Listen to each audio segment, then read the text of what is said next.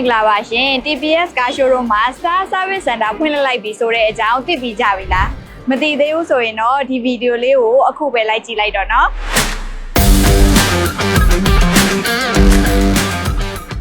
TPS ကားရှိုးရုံးမှာဖွင့်လှစ်လိုက်တဲ့ Star Service Center ဟာဆိုရင်တော့မြည်သည့်ကားမျိုးစားမဆို One Stop Service စစ်ဆေးနိုင်မှာပဲဖြစ်ပါတယ်။ဒါကြောင့်မလို့ TPS ကားရှိုးရုံးမှာ Kia နဲ့ IM ကားသစ်ကြီးတွေကိုလာရောက်ကြည့်ရှုရင်းနဲ့ဒီ Star Service Center မှာလည်းမိမိတို့ရဲ့ကားတွေကိုတခါတည်းကျန်းမာရေးစစ်ဆေးချက်လိုအပ်ချက်တွေကိုတခါတည်းကြည့်ရှုနိုင်မှာပဲဖြစ်ပါတယ်ရှင်။ Star Service Center ဖွင့်ပွဲအထိမ်းအမှတ်အဖြစ် January တလလုံး free check-up စစ်ဆေးခွင့်ပေးထားသလိုကားလာပြင်မယ်ဆိုရင်ကားရည်ဆေးခွင့်ကိုလည်း free ရရှိသွားမှာပဲဖြစ်ပါတယ်။နောက်ထပ်တစ်ခုကတော့ EV ကားစီးတဲ့လူကြီးမင်းတို့အတွက်လမ်းသွားရင်အားနည်းလာလို့ပဲဖြစ်ဖြစ်အားသွင်းမဲ့နေရာရှာနေရင်ပဲဖြစ်ဖြစ် TPS ကားရှိုးရုံးမှာက EV station လည်းရှိနေပါတယ်ဒီ EV station မှာက CCS2 နဲ့ GPT station ဆိုပြီး stand နှစ်ခုထားရှိပေးထားတာဖြစ်တဲ့အတွက်မြည်သည့် EV brand မျိုးမဆိုအားသွင်းနိုင်မှာပဲဖြစ်ပါတယ်မိမိတို့ကားတွေအားသွင်းထားတဲ့အချိန်မှာလည်း TPS ကားရှိုးရုံးထဲမှာရှိတဲ့ကားတွေကိုလည်းဝင်ရောက်လေ့လာနိုင်ပါသေးတယ်တကယ်လို့လူကြီးမင်းကကားတစ်လဲကိုစိတ်ဝင်စားနေတယ်ဆိုရင်တော့ Trade-in Plan လည်းရှိနေပါသေးတယ်။ Trade-in Plan မှာက